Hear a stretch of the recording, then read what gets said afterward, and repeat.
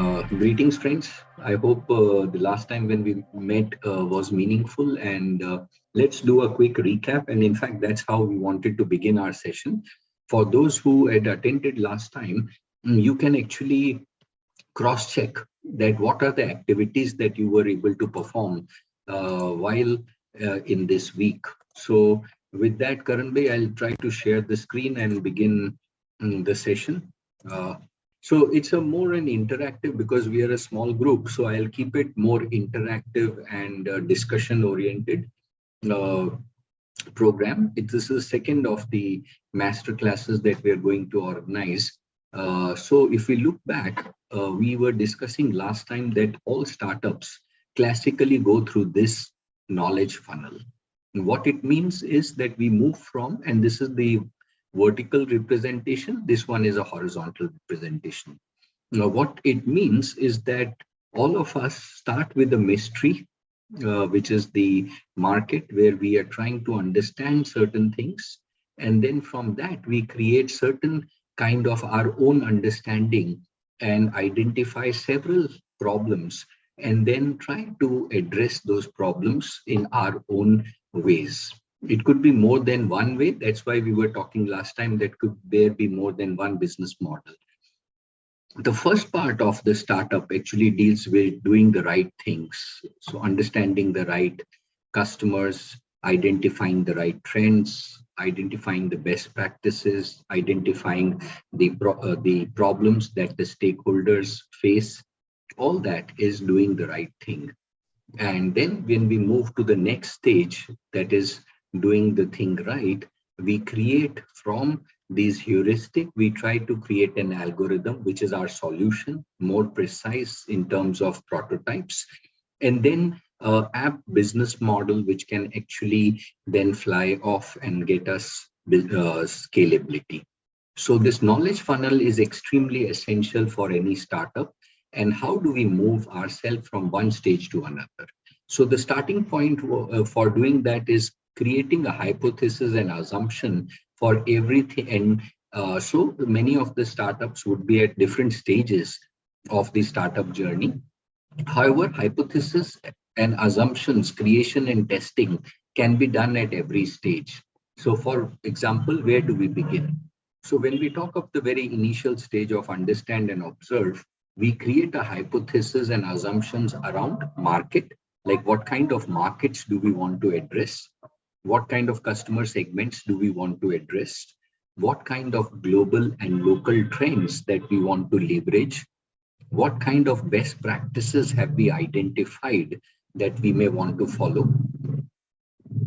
Then other startup ideas in the same space, have we identified some of them and feel that at some point of time in our journey, we will need to actually look into overlapping the same. And then we went on to the exercise. So somewhere between point 5 and 6, we created the point number 6, which is comprehensive stakeholder list. And through that, we tried to challenge our assumption and hypothesis. How do we do that? So we use these kind of tools last time and frameworks in order to identify. So beginning with understand, we discussed a lot on what can we learn from other industries, what can we learn from trends. The trends could be human trends, technology trends, or business trends taking place.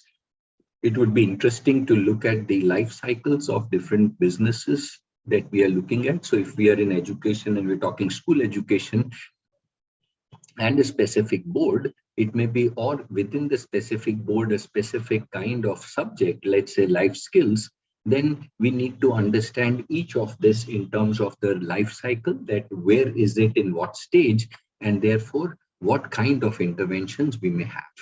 Yes, correspondingly, the other two, I think you may be more familiar with, especially technology, but the human is equally important there.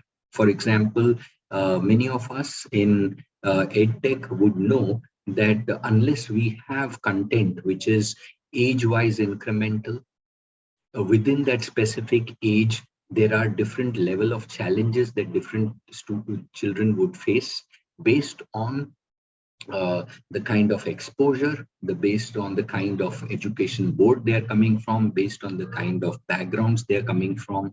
Now that tells us that what kind of trends very specifically can we leverage in those times. So we spent a good amount of time on that.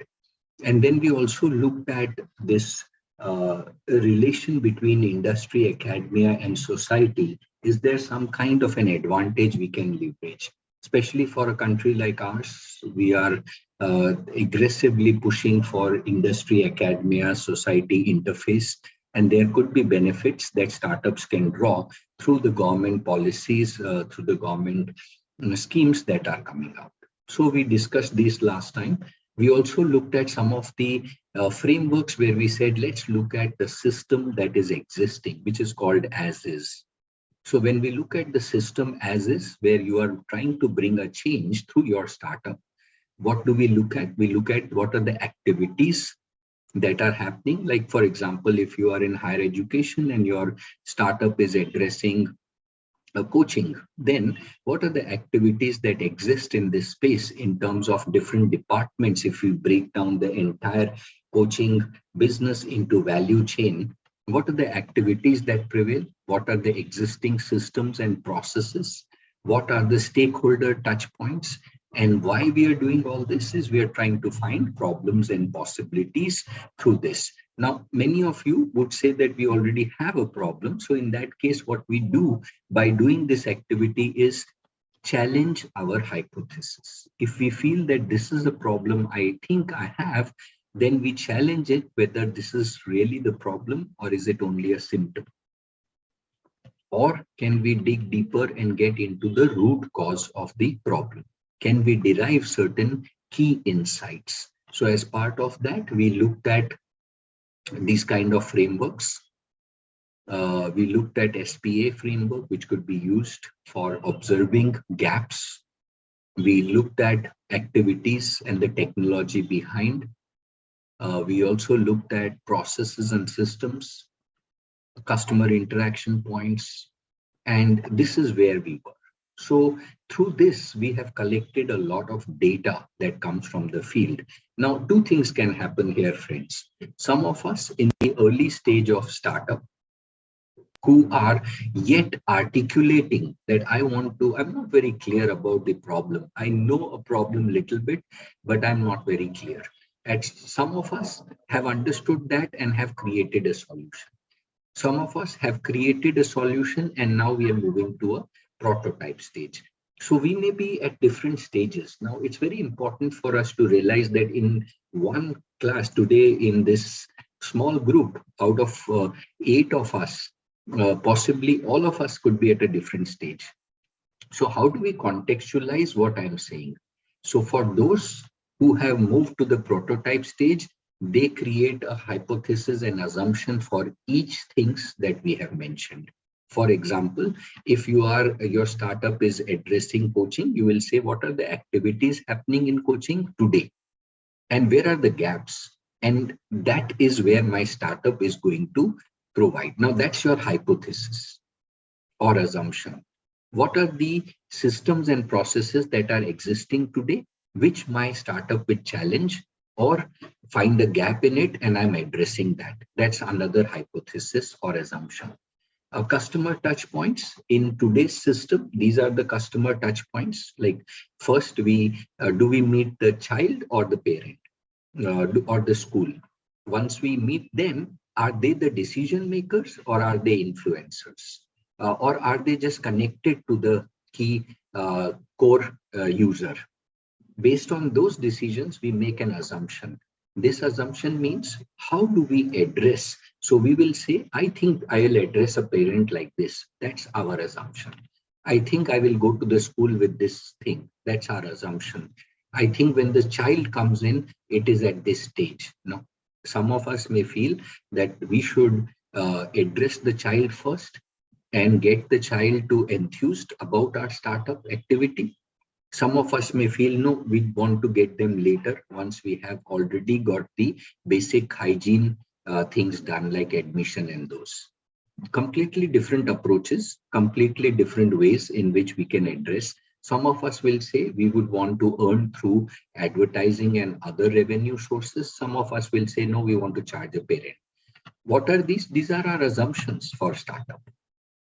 So at one level, somebody who's close to prototype can create this range of assumptions. At the other hand, some of us who are very new with the idea, which I realized last time that many of us, there were two classic groups. One group was really the ones who have moved ahead and the others were in the early stage. For the early stage, what they do, instead of assumption and hypothesis, you use these frameworks in order to find an answer, find a gap. No, it's not that advanced stage startups would not do that. They will also go back, like classic cases after all good success for Airbnb, which we know, I'm sure all of us are familiar with Airbnb.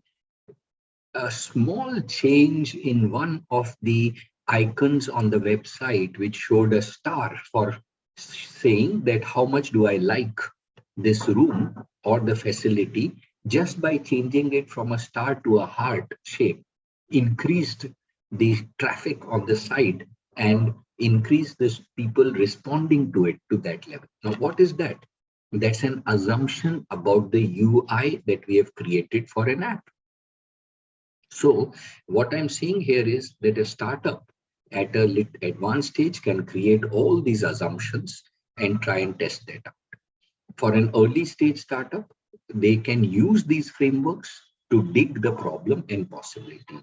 Now, I think Saurav, can you just share for the benefit of our friends that interesting insight that we gained through that toothbrush example, which is actually a game-changing thing, and I'm sure that everyone would remember. So those who have come new, you should listen to this interesting study we did last time, a small example.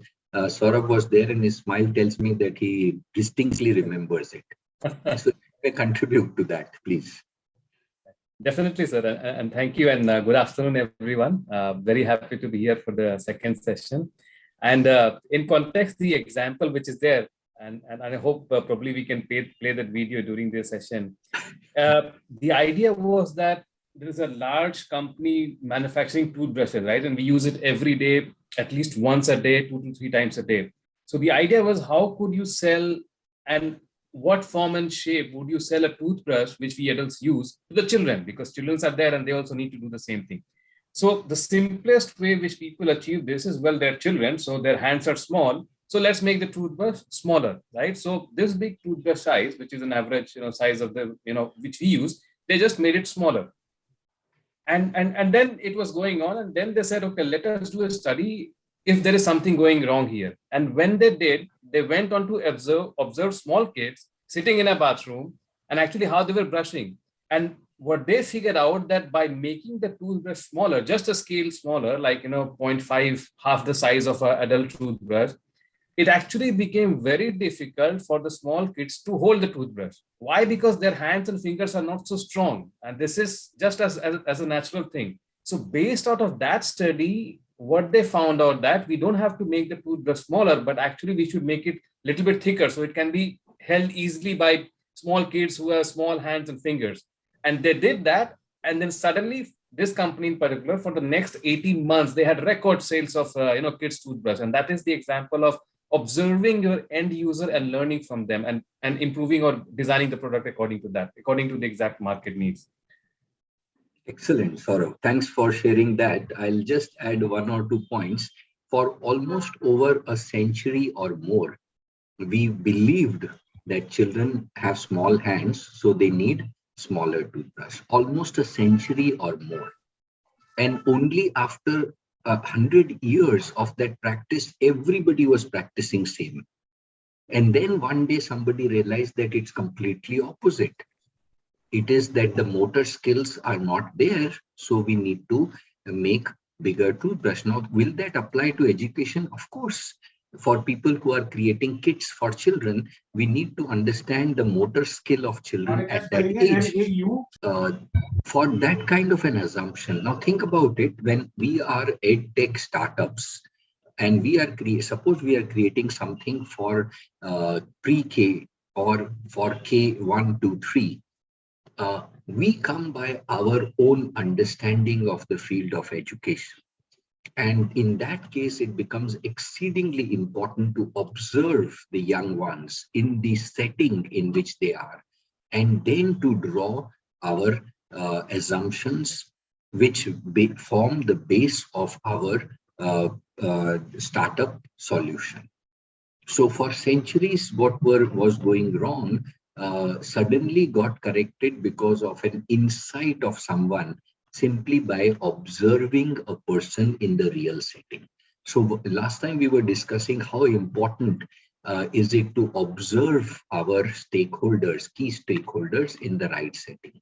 Now, when we say observe key stakeholder, this was creation of a toothbrush, but it could also be that when we observe the parents of children, that how do they make decision for choosing our solution or our product of service, that decision making, understanding of decision making could also be based on our past assumptions.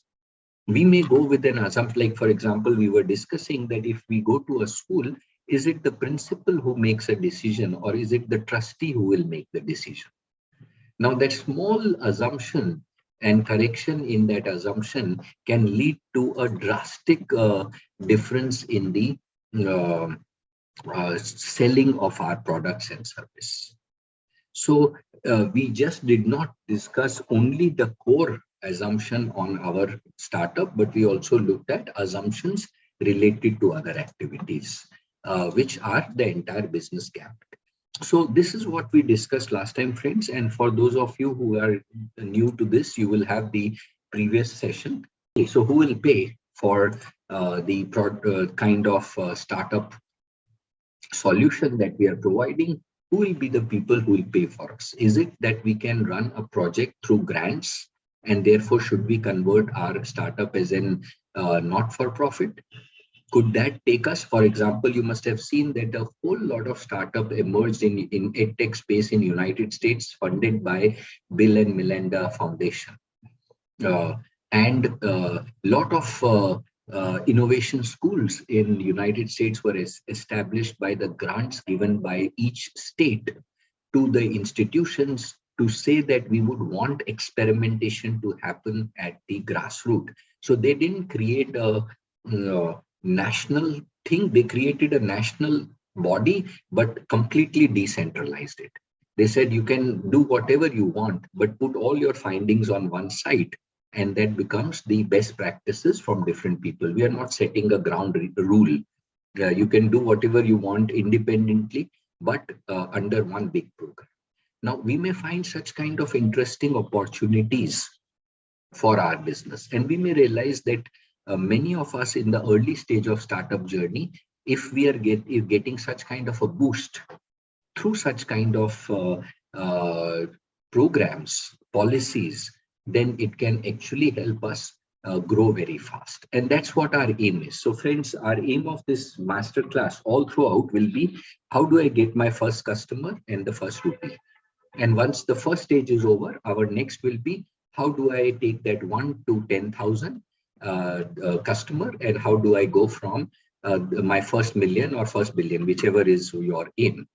So our aim is very clear. We are therefore making this masterclass as a very hands-on, practical to-do exercise. So let's now get to our session. For those who may find that whatever I was speaking is little alien, don't worry. Right now, you will have a whole set of frameworks, tools, techniques from the session 1, which we will pass you on. But just be with me for this session so that we can do our exercise.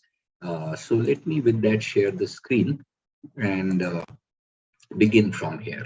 Now, what all we tried to do is, through all that assumptions, hypothesis, we get a lot of data. Now, generally startups, and many of you must have experienced when you read about startups, you must have seen that it is the second or third iteration of a startup that actually clicked. Now, how can that happen, and what can we learn from it? So if you remember that funnel, we said from mystery to heuristic. We said in heuristic, there are 3, 4, 5 different kind of clusters. What does that mean? What it means is that, let us say some of us feel that I can create since we are talking of EdTech, I can create a subject, and my subject I will offer to schools. Somebody says, no, I don't think we should create a subject. I think let's create activities. And the subject content I will deliver through activities.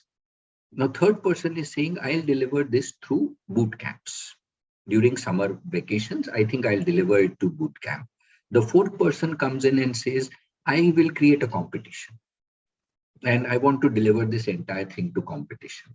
Now, all four of them are correct based on the context in which we are trying to establish our startup.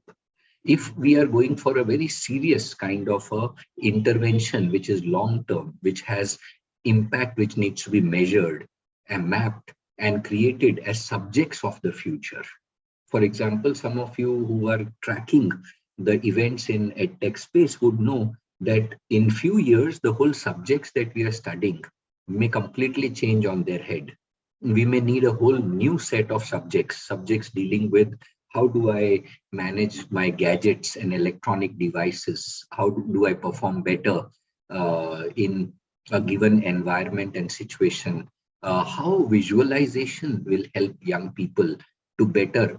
Just to give you I was working with one of the startups. They came back and said many engineering students in the first year of engineering fail in three subjects: engineering drawing, engineering mathematics, and language. And this is a common pattern across all engineering colleges. Why does this happen? So the problem doesn't lie in how we teach language. The problem doesn't lie in how we teach mathematics or drawing. The problem is visualization. We have not taught our young children how to see a thing, create a mental model, and represent it. All these three things are that: language, understanding something by hearing or seeing, creating our mental model for sentences, paragraphs, and then representing it in the right manner. Mathematics, seeing an abstract thing, creating a mental model, and representing the same into outcome. Same goes for, so if we look at mathematics, engineering drawing, and language, the key component missing is visualization. So there is a big movement happening that should visualization become an important subject in our curriculum. Now, while I say this, somebody may say, yes, I feel that's very important, and so let's put up visualization as a subject. Now think about it. He puts out a subject like visualization, goes to the school, and the school feels, my God, this is too early in its time. Bring us something simplistic. How do you expect that I stop teaching civics and teach visualization? I have only limited time. So it becomes an additional activity. Now, it's equally important for a startup to realize that what is the timing of our startup based on the need of the market. So sometimes the timing is best of the startup who have taken off, have simply taken off because of a perfect timing. And you should see a video. Later on, I'll give you a link on that the success factor of startups is a very popular top of the TED Talk video, that the success factor of a startup, he has studied 200 plus startups and said, one of the key things he realizes is nothing but timing. If our startup is perfectly timed on what people need, for example, if Macintosh machine of Apple also failed when it came out first, it's then when it came later that it picked up in that way, because sometimes we may be too early to the market. Especially in EdTech space, it's very important to judge that, am I with this product too early or am I too late? Will people really understand what I'm speaking? Like, for example, I think Karan would realize 15 years back, I was talking about 21st century skills. And when I used to go to schools and address that, hardly people would say that things like persistence, great leaders, social leadership, how would these in schools, will these ever be brought in? Now you see that World Economic Forum has come out with a list of 21st century skills that are to be propelled. So sometimes we may be early to the market. So it's important, therefore, for us to, as startups, to judge that. Now, how do we judge this? Exactly.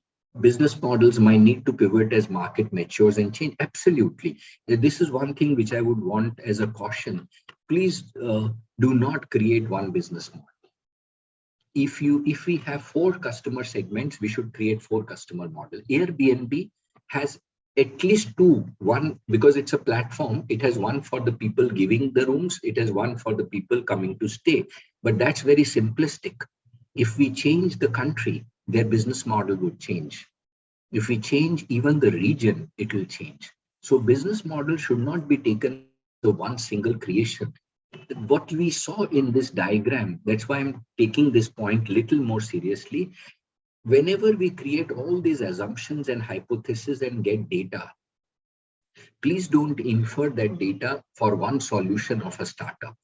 That data will throw up several patterns. We may be looking at one aspect that I want to create a subject, but the data that we have gathered may tell us that instead of a subject, why don't we create a kit like Lego? Because the data is telling us. And this data is coming from where? The data is coming from the exercises that I shared last time, the gaps in this process. So sometimes as startup founders, we got so caught up with our own idea that we actually miss out on the data that is coming from the field. And therefore, I would recommend something like this, which you see on the screen. All these things that we collected and got will give us data. And this data then should be put up like this. All that like this. All the data points, if you see here, are the data that has come from exercises. Important problems are all put up on the post-its like this, and everything is put up and then clustered. What does this cluster represent? This represents an opportunity for a startup. It could be a problem or it could be a possibility. So if we do this exercise and a scientific manner in which we can approach our startup, it will take us to this stage, which I was here. So what Saurabh was mentioning, we could have several business models like this. We could have several markets like this. We could have within the same market, within the same customer segment, 4 different solutions for our service that we want to provide. Those become our heuristic. And that is why it is represented through these dots here, that all these dots are data points. What are these data points? These data points could be these clusters. So this is where many of the startups, if we do this scientific approach, which we are going through, it will really help us to map ourselves at each stage and to bring out that where can we also find another. Now, this is where the clusters, when we do it something like this, it may be our second iteration. Like some of us may realize, I'm serving this cluster one thing, but the cluster 7 looks interesting from the monetary perspective. So should I take this up for the first 3 months and earn out of it, self-sustain my startup and then go to the cluster 1 addressing? Or some of us may feel cluster 6, 7, and 9, the data looks very similar. Can I bundle this thing and give it out? This is, friends, the benefit of using understanding patterns, understanding trends, and interesting observations that we get. Now, let's say that you arrive at finally saying that we did all this exercise and still we feel that whatever our problem area and solution area is still fine, yet with this kind of data that you have got from different sources will help us to address our prototype or a minimum viable product creation in a better manner. So this is where I wanted to, yeah, exactly. It will definitely help in go-to-market strategy. But what I'm trying to address here is, let's not look at startup activity as a one single track activity and look at it from a holistic perspective. And on one end, and second, a scientific approach to finding and working with data. And then when we have to make this decision, let there be a creative component of grouping the clusters to address different problems and possibilities. So here, if you see, there are things that make people very sad. There are things that are frustrating. There are things that are out of caution. There are satisfied things, and there is happiness. Now, where does this lead to? So we begin our session today with this words that in mind. Now, each of these words would mean something to us. I mean, these are just other representation, how people cluster things in different ways. If you can see so many different clusters from students' perspective in order to know, certain things like art, emotions, fun, happiness, food, all that coming out from students. So where do we begin our session today is I would want to dwell some time on first the problem and then the solution. So what does that mean? I'm sure some of you must have seen this image before, that we look at the customer job to be done. Now, what are the customer job to be done? What are the pain and what are the gain? So today we will be doing a drill, hands-on activity, and I would like you to quickly, while I give you the tips, quickly start creating this, and then if you already have, you can create a hypothesis and test it out. Okay. Now, here are some things that we want to know. Now, the first one is, of course, all of us will say yes. The second one also we may say yes. The third we may say yes. But if we go ahead and realize that will people want to pay for the problem to be solved? Now, that could be maybe, because we realize problem is there. It is a serious problem. It is for this many people. But the question that will people pay for this problem to be solved? Now the question is, some may say, yes, I think they will pay. That's an assumption. Now, how much will they pay?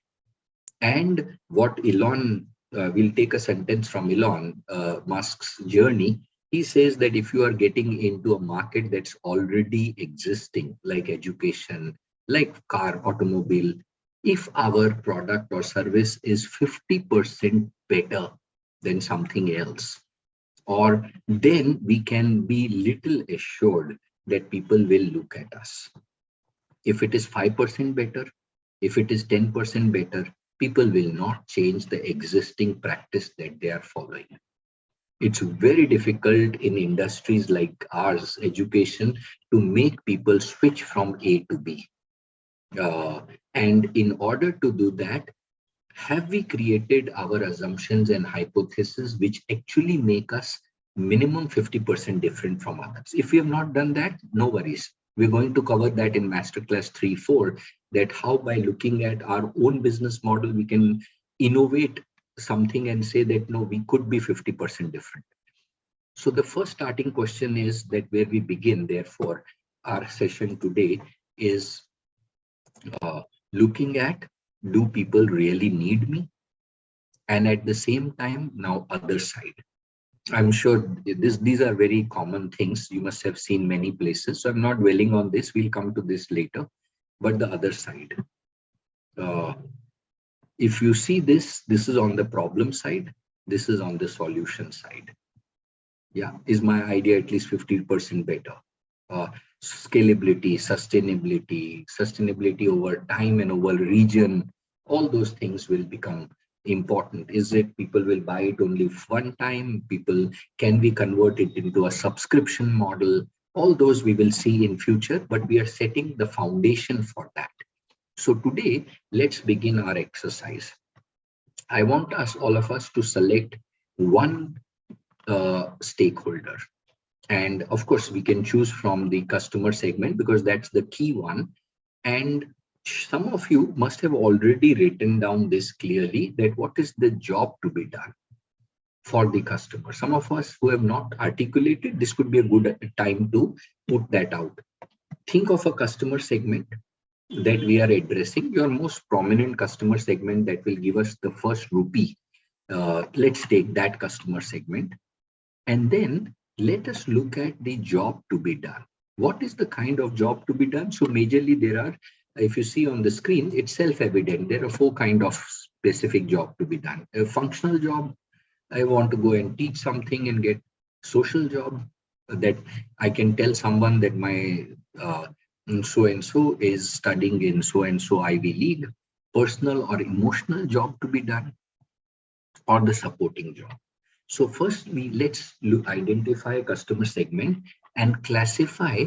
Now it may happen that in our startup, we may say there are functional jobs, there is a social jobs that we address, there is also personal and emotional jobs that happen, and then there are supporting jobs. So let's make a list of the jobs. Now what are jobs? Jobs describe as you can see right on the top, what our customer expects to be done. So if it's a coaching, then our customer expects that the coaching should happen so that they get admission into ABC. If it is related to robotics kit, then the job to be done is that, of course, they should create a robot out of it at the end. But while doing that, they should develop certain kind of skills and competencies. Now, if you see in the second one, it's a little complex. What is the functional job here? What is the social? What is personal, emotional, and supporting job? Now, think for a minute. Let's take the same example. I hope there's no one in the robotics thing. I don't want to offend anyone, but we have taken this kit thing for a reason that it could be any kind of kit.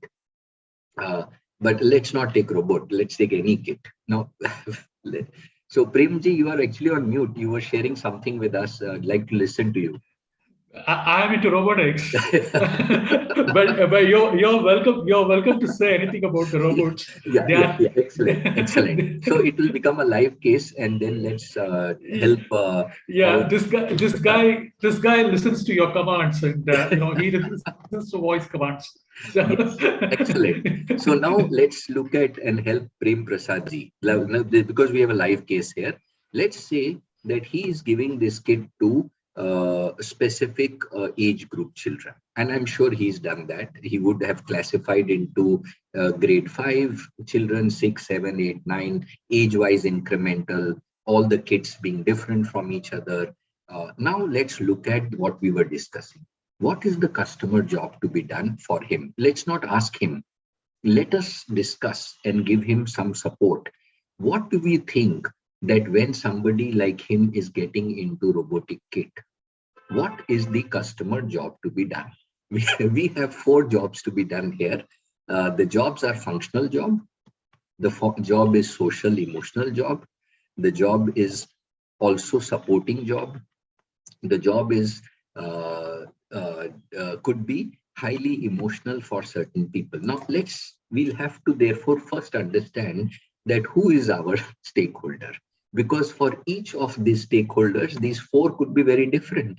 So let us first take a child, grade 5 student. For grade 5 student, what is the customer job? When we say customer job, he or she is facing certain challenge or an opportunity, and we want to address that. Now, open to the class, friends. Anyone can please try and address. And I hope while you are addressing, you will see the challenge that I'm trying to bring out. Customer job to be done here. Prem Prasad Bhai has entered into robotics business because he sees that there is a gap. There is a problem that exists. I want to solve the problem. What is the problem? Problem is some customer job is not getting done well. So we need something more. What is that job that's not getting done well? Or what is that opportunity area? Yes, friends. This small example will throw up so many interesting things. So please feel free to share. There is no right and wrong here. It's only our opinion. Yes, Saurabh. Right, sir. So if you allow me, I'll go first.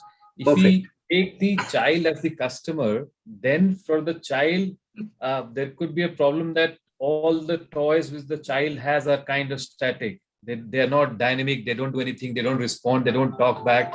No lights going on. So pretty much dumb in the sense. So it's not very interactive. So that is one.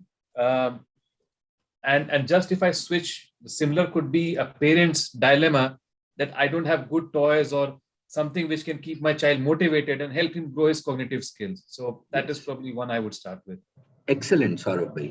Now let's extrapolate it a little bit to social and emotional. And I say 40% of the parents want their children to become engineers.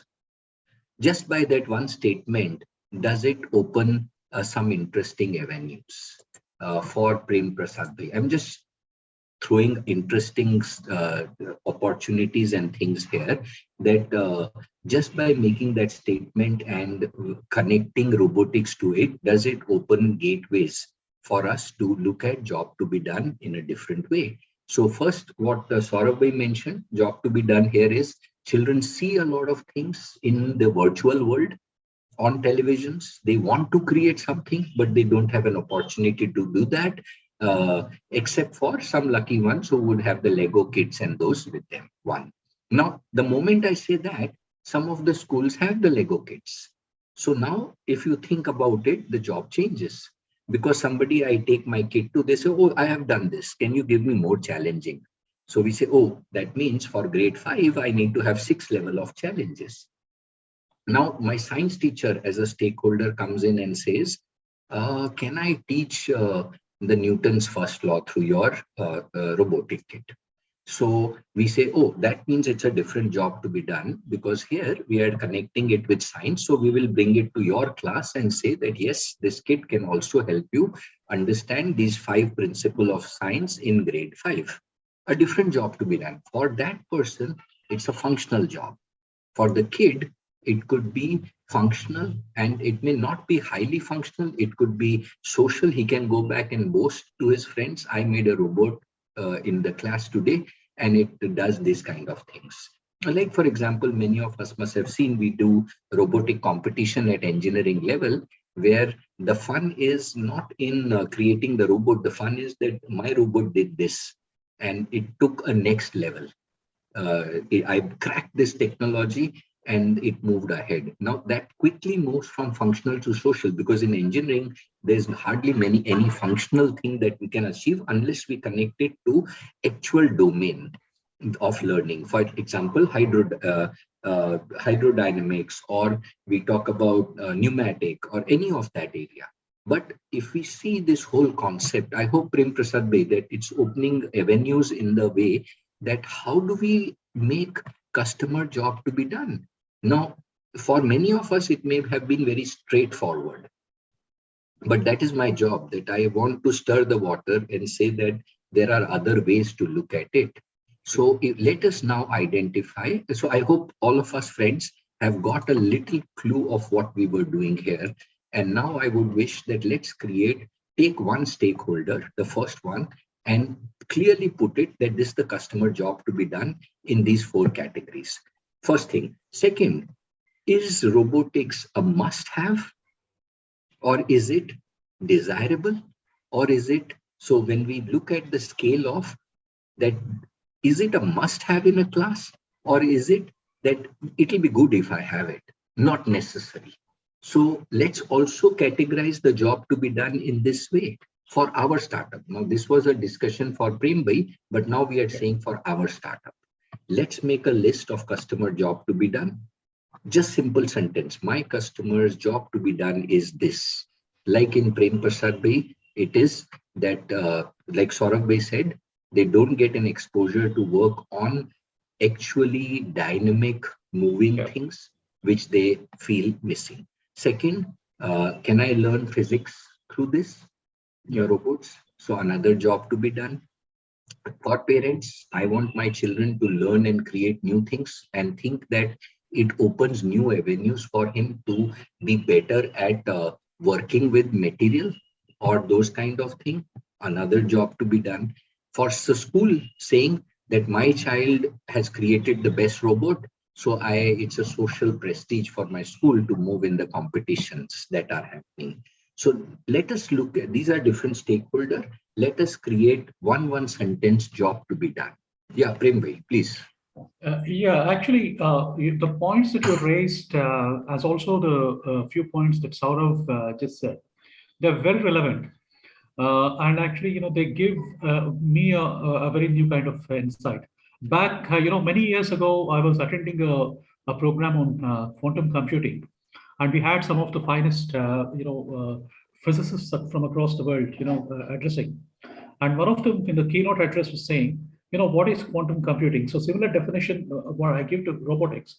It's an umbrella under which we can actually answer, students can ask questions which they otherwise would not be able to ask. Excellent. So it isn't that, we are actually teaching, it is something that you are actually, sugarcoating and feeding things which otherwise students would not be very palatable to both the students as well as to the teachers to deliver Excellent. those skills. Yeah. No, excellent. Just hold it for just 1 second. Just hold Yes, it. Excellent please. point there. Yeah. The moment we say that by robotics, we are going to make children ask logical, analytical question. Exactly. 1 point. Second, we will give them ability to analyze things and create their own robotic models for a job to be done. And third, that they will also create a prototype out of it. So not just thinking, but thinking to creating something right now to creating a final model by developing their logical and analytical reasoning and questioning ability.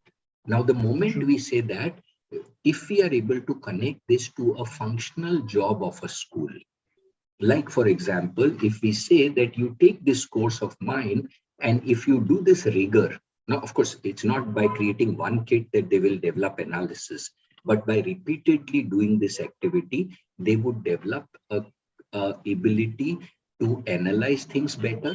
And over a period of 3 years, if we track it, we can prove it that the children who took this are better at questioning and logical reasoning. Now, many a times it happens that it's a little difficult task to quantify those things because they are subjective.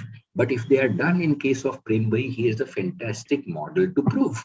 That's exactly. So, exactly, yeah. So what happens is, how do we actually articulate the customer job to be done is so very important that in Prem Bhai's case, if we just twist it a little, the whole domain changes from I think I should have it to I think it's very necessary for my children age between grade 3, 4, 5 to build this, then grade 7, 8, 9 to apply those things, and above grade to actually create robots of a different kind.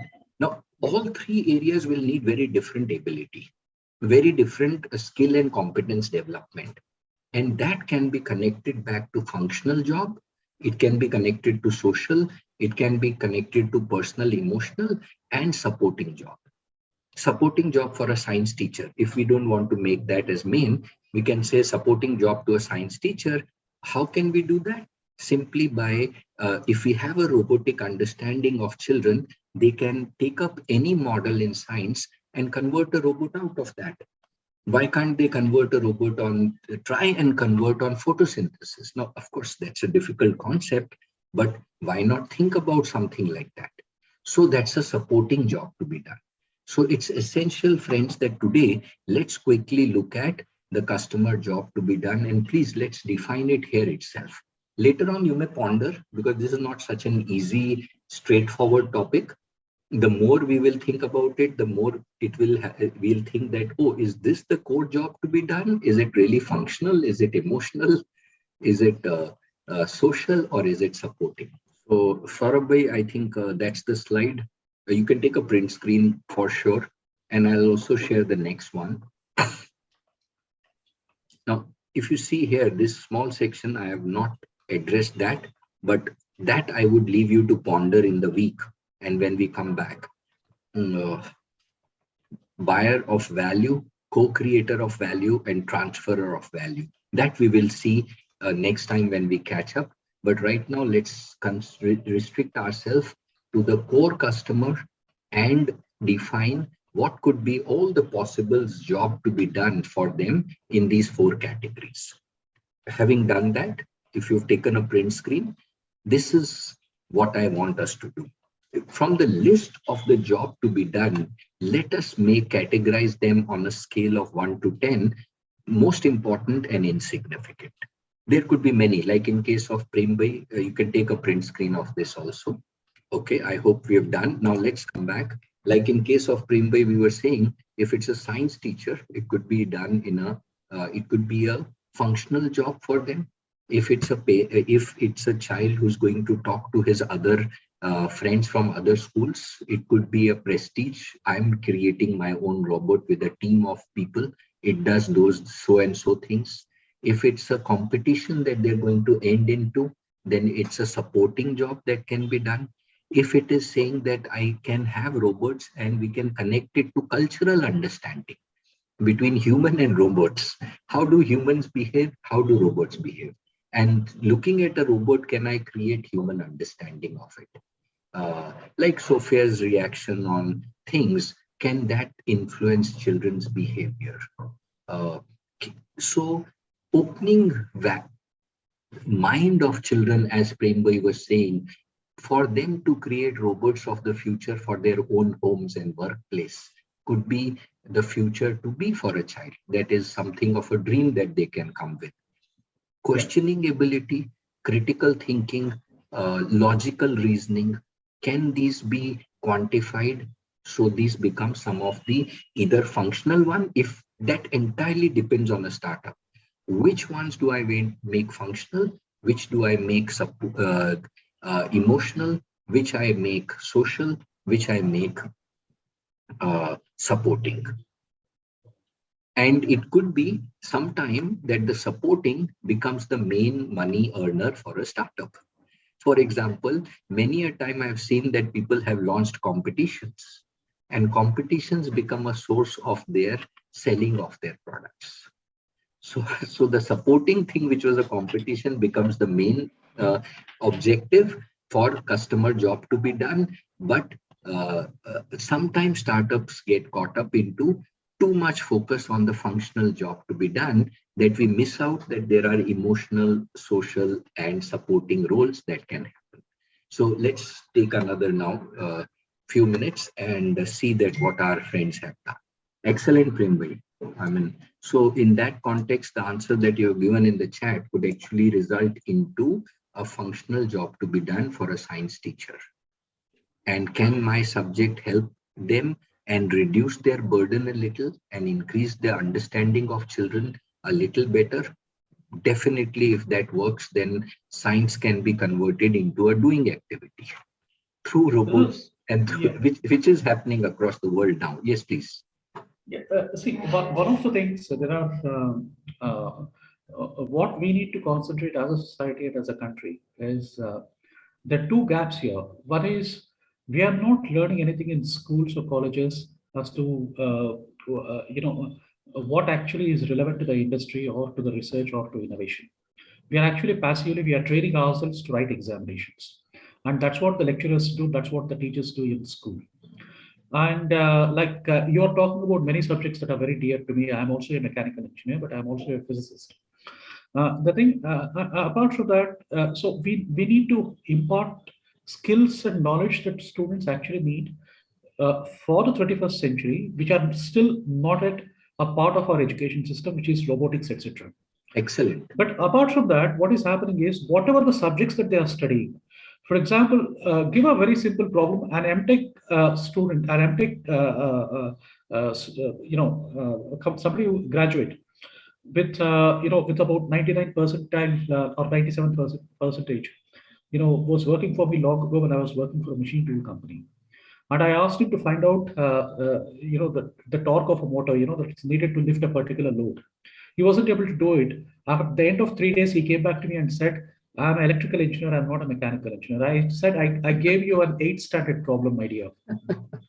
Yeah. Honestly, the problem is, it's not that he wasn't brilliant. He was a brilliant boy. The thing is, nothing in his life, nothing in his education informed him as to how to apply his knowledge to the thing. Because what we study is basically fact-based knowledge. We don't learn about problem solving. Absolutely. We don't learn anything about imperative knowledge. Imperative knowledge is how to do kind of knowledge.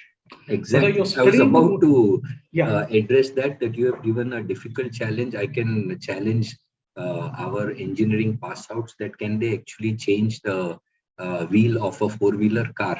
That's all. They've learned 4 years of engineering. There's a flat tire. Can you do it quickly? or would you call a person to help you out? I mean, that's where we are coming to. So I completely understand your perspective. Now, what we are trying to do, Prembhai, here is that how do we create our startup as an essential that people feel, because we know it is essential. How do we make them feel that this is essential and this is the core job to be done and it is absolute necessary? One. And the second one is, how do we create your products in a manner that they are ready for their time and acceptable straight away? For example, if I go to a school and say, here is a kit, then and the 10 core principles of physics that you teach from grade 1 to 12, these 10 kits will teach those and they will internalize for the rest of your life. I can challenge that. Now, the moment we do that, the school says, I need this kit, because it becomes a functional thing connecting to their marks and grades and understanding of the subject. So for startups, what can become a sellable, off the shelf, straight away for us? And some of the things that you may be doing keep coming in as we move on after the first revenues have come in. Jasper, would you want to contribute a little to this discussion? Actually, it was really pretty detailing and pretty interesting. In my point of view, as for the side of making this robotics more applicable, I'm saying that if it's let's just imagine that it's really getting or say if a child gets more what we can say creative and interactive kind of stuff by doing robotics, like such kind of things will really help them to gain creative knowledge. Since in this market, robotics markets, I personally feel that parents are not that aware about robotics, because I am from Tamil Nadu, and here for the school students or college students, they have really very low knowledge about robotics. So in my point of view, we should first acknowledge parents about robotics and what it has future in this market, and then Excellent. after it, and students are also where you can say some students students from engineering background, there are only a handpicks of students who are showing passion in robotics. So if we give a platform where they can where the parents and students believe they can create an what I can say creative knowledge and technical stuff through robotics, it will be a promising platform for the customers to use it. Sure. So thank you, Jesper. I think what we mean here is the customer job to be done is now changed as the customer segment has changed here, from the child to a parent to a school teacher or to a school. With the change in that customer profile or the customer segment, the job to be done changes. And Jasper just suggested another approach where we could take that kind of a social, personal and emotional, or a supporting job, which can become a good selling aspect for our kids. Now, Jasper, just a question there. Have you been able to articulate your customer job to be done? Because this is a drill for, we're using Prembhai's case, but each one of us is doing our own. So, yeah, please, if you can. In the meantime, I think Saurabh Bhai has created it. And Karan, if we can give him the right to share, he would wish to share something with us about his startup and the customer job to be done. Excellent. Only if I could show it to everyone, what Saurabh has done is, for robotics, he has actually created a matrix. And in the matrix, he has child, parent, school/principal, school/teacher. On this side, he has customer job, functional, social, and emotional job and supporting job. And he's just filled that matrix. Brilliant work. Saurabh Bhai, I would request that can we quickly, maybe this week or so, can we now do it for our startup? Yeah, I'm not sharing with everyone because that's your intellectual property quickly created. Now, it could be interesting that when you created this, it could give you a completely different idea for your own startup. I'm not saying that we challenge Brainwise startup here and create a competition, but iteration on startup ideas, like the book I was sharing last time, Where Good Ideas Come From, by Stephen Johnson, says that World Wide Web was not developed by two people. This were a group of scientists from across the world that kept on working at different times on the same concept, and suddenly the clashing of ideas brought about a new concept. So it may happen that while we do this discussion in the session, eventually our startup gets iterated to a different model of understanding different kind of problem and possibility. So thanks there. Now what we'll do, friends, okay, somebody has asked a question. I got a less clarity about customer job. It would be great if you could share the metrics. Oh, that's an intellectual property, but let me say what he has done. What he has done is that he's put stakeholders on the horizontal side. So stakeholder could be a child, stakeholder could be parent, a principal, school teacher. Those are the stakeholders. And on this side, he has put the kind of jobs to be done. Now, let's take an example. What is a functional job which is for a child? A functional job learning robotics could be very, very different for a child in context of a parent. A functional job. Like, for example, a school teacher's functional job is my science subject is learned. For a principal, if it is a competition through which my school will win through this competition. Now, where will we qualify all this? In the functional job, and all startups actually address all of these four. It is not that we only address the functional one. Directly or indirectly, when we think, we realize that, oh, there is some part of social that it will do. What we can do is that Naveen. Yes, I got it. I got it. Yes. Yeah. Can we create our own startup jobs to be done? Yes. Yeah. Your startup is in what domain? In education, so language training. Language training. So in language training, there is definitely a functional, there is definitely a social, but with each customer segment, those things will change. The expectation from a school teacher, that functional will be very different from expectation from a parent, would be very different from an expectation of a child at the grade, if you're talking 12-year-old or if we're talking 18. It could be different in terms of a professional language communication, so business language, to somebody writing a poetry, could be a completely different language skill. So how do we create these different kind of jobs to be done? Yeah, great. So you got that. So now, friends, because of paucity of time, I'll move ahead and we'll, you please do create your, yeah, here we are.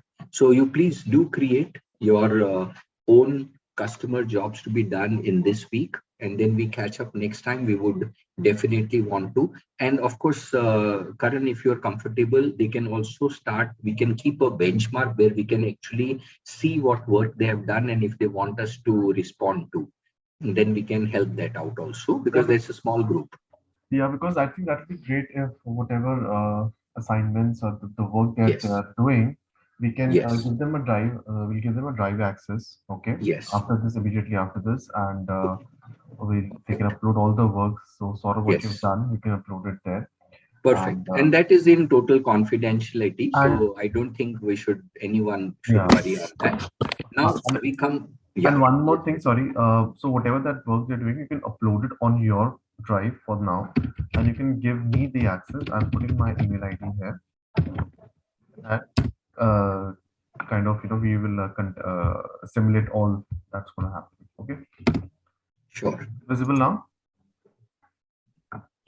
in the chat window. So just upload all your assignments, the work that you're doing, in your specific drive, and you can give this access to me. I will compile all the work. Thank you, sir. Excellent. Thanks, Karan. That would be great help. Now let's come to the next that I want to leave you with today, the set of questions. Now, one is the customer job to be done, which means, let us say a child wants to, a child wants to study the basic of science. That's a job to be done. And every child would have to go through that job to be done to get better grades and then move on. Very simple. But while they do this job, there are some pains that people go through. Now, what are these kind of pains? There are broadly three pains once again. One is a functional, as you can see on the screen. Later on, we'll share this presentation with you so you can read through it in detail. Functional pains. Teacher is not great. Concept is not being explained very well. The environment in which I learn is not conducive. Those are all functional. There are certain obstacles that happen while the things are being done. So what are the obstacles on the way? And then the third is the risks. What could go wrong or the negative consequences? Like whenever we conduct certain programs which involve workshop, we have to be really careful about the safety of the children. Now, what are the risks while we go through these? So first is once we have listed the job to be done and created our matrix, then we go within the job that is being done. And this is not what will happen later when our startup will come. This is today what's happening. So in the absence of robotics today, what is happening is what Prem Bhai is trying to understand and comprehend. What is the pain that the people are going through today in absence of his solution? We are not talking about solution. We are talking about the problem domain. So customer job to be done today. For example, in absence of Ola and Uber, what was the customer job to be done? Of course, going from point A to B, but not just that enough, point A to B at any time with a reasonable kind of safe driver, with a decent kind of car at a price that is generally acceptable and not too fluctuating. Those are all the pains that people actually go through. This will also explain when we categorize the pains into these three possible categories. Now, once we do that, what we do next is I'm giving you a whole set of questions that you can answer. And this will bring a absolute clarity to your startup problem domain. For example, how do you see your customers define too costly? Because today, some of the things that the customers want to be done, job to be done, are too expensive. So how do we define what is too costly? Is 200 rupees per month too costly? I'm sure from many of you are in a tech space and you go to a school and you say, I will only charge 100 rupees per child per month. And they'll say, oh, that's too much, 1200 per year. Now, is that too costly? Is 20? And at some time we go to the school saying we'll charge 5,000 and say that's perfectly okay. We are okay with it. 5,000 per child per year, we can easily pay. Now, what's too costly for them? In the current job to be done. Current job to be done. So what is the current customer job to be done? Then we look at the pains. What makes your customer feel bad when they go through the current system, current job to be done? For example, if they're going through a current coaching system, what makes your customer feel bad when they go through a coaching? Frustrations, annoys, or things around that. How are current value propositions underperforming? Now, what's a value proposition? I'm sure many of you know, but just to define, it's just a balance scale. On one side, what customers want to happen and the company giving. If it's perfect match, sales happen, business grows. If it's not matching expectations on the two side, proposition is not correct. So we say current value proposition that is existing, where is it underperforming? Which features are they missing in the current? Like sometimes we say there is already an app existing for what we do, but these are the top three things that are missing, which will bring a new life to this whole domain. Are there performance issues that are annoying people or certain malfunctions? Similar. So there are a whole set of questions that I want to leave you with. today, that then what are the main difficulties and challenges at the customer end? So if you go through, what risks do your customer fear in current job to be done? So please remember, we are only taken one job to be done, and that is today. Like our startup is going to address that job to be done in future. But today, the job to be done this is the job to be done, and these are the pains that people are going through today. If we are clear about this, it will also, if you can see, it will be very easy for you to create your communication for your startup. Because once we address this, we are saying this is the problem that exists today. Okay, having said that, so we'll share all this. That's another set of questions. So when you see that there are so many kind of questions that we can ponder only on the pain side, there'll be clarity on the customer job and the customer pains. Yeah, okay. Now, and we'll have a discussion, don't worry, little later. Now we come to the other side. The customers have a certain pain point in the job to be done, but customers also expect certain gains. Now, what are these gains? Now, these are specific 4 categories. You can actually create a matrix out of this once again. Required gain, expected gain, desired gain, and unexpected. Now, the unexpected is very interesting, that you can add as a top-up on your startup that this is creating a wow factor for your startup solution. But the first 3 are the ones where we will have to perform. So there is a gain that a customer is expecting. So think about it, friends. This is same as problem and possibility. Pain and gain is similar to problem and possibility. Sometimes there is a problem, but sometimes there is no problem. I want my children, students to think big. Now that's not a problem. Think big is a possibility. I want them to outperform. But yes, on the other hand, the children are constrained in their thinking ability. That is my problem. But a child is not the exposure of a child, that could be the gain. So pain and gain is something, when you think about it, think like a problem and a possibility. Each startup has a problem that it's addressing, but it also addresses a possibility. Like in Prembhai's case, subject that is being taught better is a problem that I'm addressing, that children are not able to learn science better. Okay, it's a problem, we'll address it through robotics, but it's a possibility that I'm developing questioning ability, logical reasoning ability, which in future will become functional.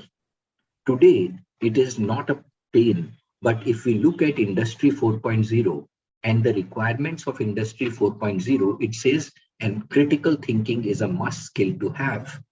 Now, when critical thinking gets measured, it will become an essential service.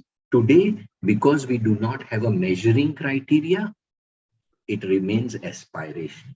So for something today like science to be taught through robotics is a functional thing, in future it will become a commodity. Everybody is teaching science through experiments, has become a commodity. It's no longer an aspirational thing. Now, therefore, as a startup, if we are able to work with the pain and gain, problem and possibilities, what could be the possibilities that the customers may really want in the future? And if we are able to articulate this, now don't think that it's too complex. I've given you here now questions. So if you address the questions for gains, you will create the gains out of each startup. So yeah, what savings would make your customer happy? What kind of savings are we talking? Is it a saving of time? Is it effort? Is it money?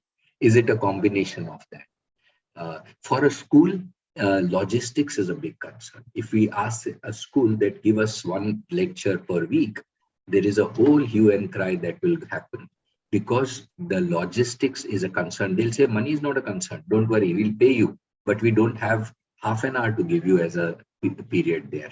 Now, how would can that happen? Again, a very different thing. If we go back to parents and say, I'll keep your child occupied at least 1.5 hours every day, don't worry. Once he sits in our place, he's properly occupied. They'll say, okay, great job done. At least for that 1.5 hours, we know he's doing the right thing. Now, that's not a problem. It's a possibility that we are exploring or a game.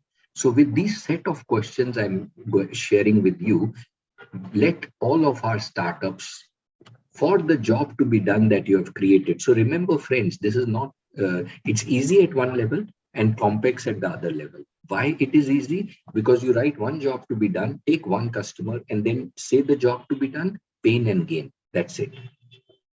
Take the next stakeholder, you have the same thing. But where it becomes complex is when you change the job to be done. And for a startup, I don't think there is a single job to be done. For all of us, there are multiple levels of jobs to be done. Sometimes there is a very straightforward functional job to be done. There is a consequential emotional one. There is a social one. There is supporting job. And for us, my request to all startups here would be, can we identify at least 2 or 3 functional jobs to be done for our startup? If we have done that, then I'm sure we are 50% success is assured. I'm not talking about minimum viable product and those side, but our foundation will become extremely strong. 3 jobs to be done for our service that we are looking at. And then for each 3 of that, we create the customer pain and gain. And for that, how do you do is simple, these kind of questions, which you will have with you. Yeah, so I think we'll stop here because we should give 5 minutes for our, we are hard pressed on time today. I'm told by Karan that we have to end by 4. So we'll be open to question answers. And I'll also be open to how many of us could actually not get what I'm saying, because that's equally important. It's a very important aspect of startup creation journey. For some of us who have moved ahead to close to prototype, these all are hypotheses and testing it.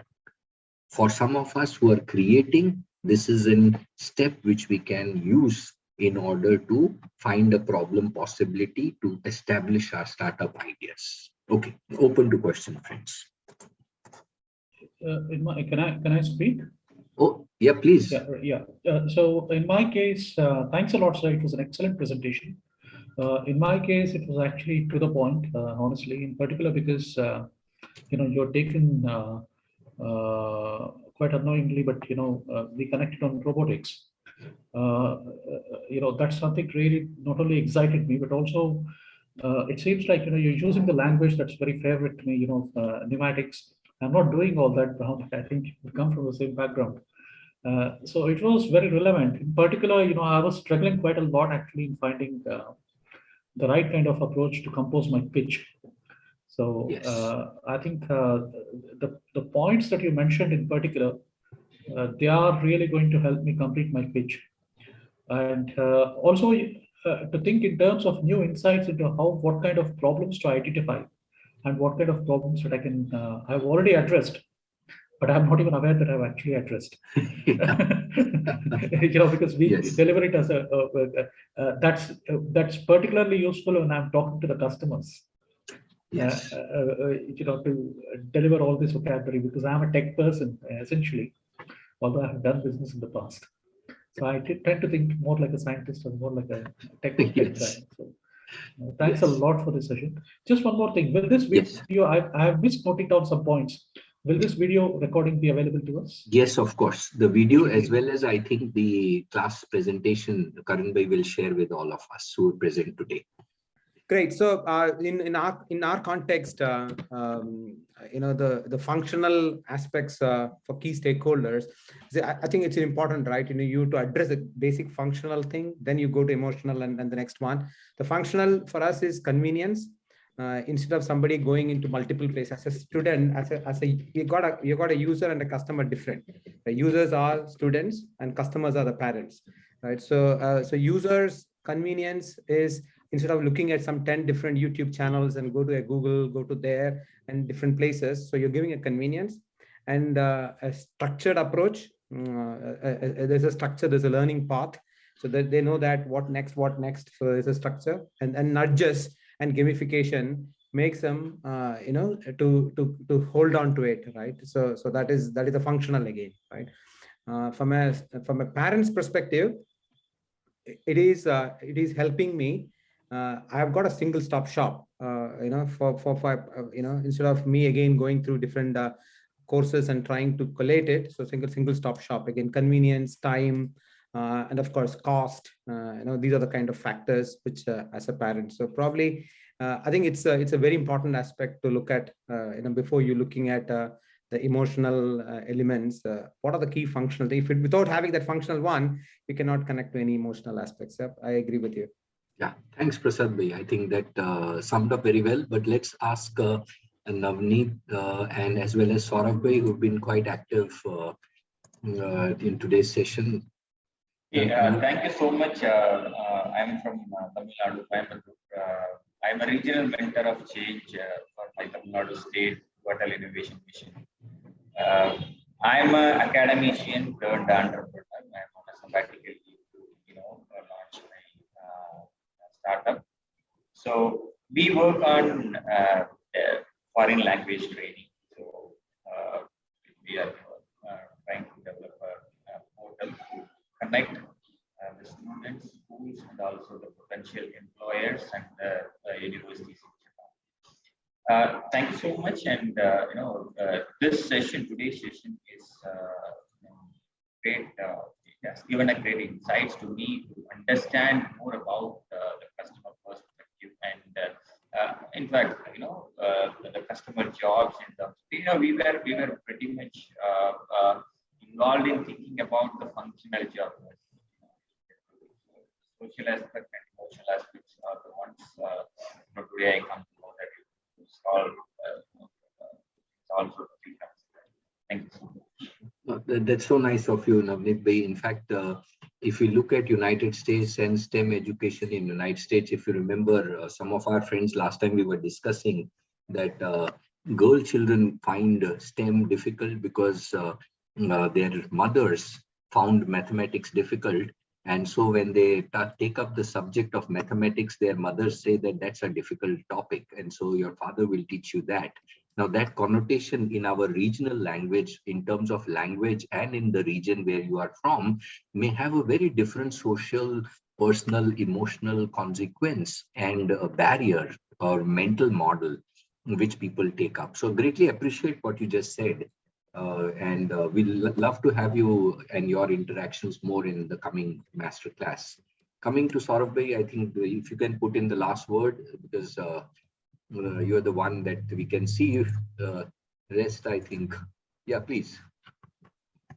Right, sir. Thank you so much again. It was another great session. Same like I'll summarize two points which stood out for me for the entire session. One is that this comparison between a stakeholder versus end user versus a customer versus who pays, right? And that actually relates to the second point, which I think is the highlight of today, is that a startup might need to do multiple jobs. And with that example that we saw, that you're trying to address a problem, but you have, like in Prem Bhai's case, you have the child, you have the parent, the school, the principal, teacher, different people, and you might need to address the same problem, but they're all trying to achieve different things. And if your startup can cater to those needs at different of those functional, social, and emotional levels, you have a winning solution. So that is what, and this is actually where I feel after today's session, I feel I might be able to bring out that USP in the solution which I am working on, make it more understandable to different stakeholders, because this is exactly the scenario that my solution will benefit someone else, but someone else has to do the initial groundwork, right? And that is where one might get a reputational benefit out of it, someone else gets a monetary benefit out of it, right? So that is where I have to kind of marry those together, and that is what it will be very useful. So that is the exercise which I'll take on. This is very interesting, and I feel like I have light bulbs glowing in my head today after today's session. So thank you so much. Oh, fantastic, greatly appreciate that. And what I would just end with that, what Saurabh Bhai was saying, in an interesting note, that when we actually go to multiple iterations of this job to be done, it will open avenues which we have not thought about also. One, Second, it may also open up avenues of which service which can give me the best revenue for the first 3 months. It may not be sustainable, but it will give my startup the push if I address this thing, and I'll be more acceptable in the market. So sometimes acceptability of the market to enter the market and say, for me to get first 5,000 customers is more important. And then I would come up with my next iteration and the next solution. So while we are thinking of this, friends, please do give some thought on customer job to be done from that perspective too. Now here we are not talking anything about marketing or finance or HR, but we see or operation. But when you go through those questions and try to address those questions, I think as Prem Bhai said, the pitch deck automatically gets clearer because we are understanding our customers better. So the language, sometimes we are very worried that I'm a tech person and how would I create branding and how do I create marketing strategies for it? But I would say that emerges from the product itself. So if you look at Apple, we don't need to actually sell those products. They sell it themselves because it's inherently understood the need of the customers. And a good product is a brand in itself. Absolutely. Yeah. Absolutely, because it's understood the requirements of different stakeholders. Exactly. So thank you, friends. And thanks, Karan, for coordinating.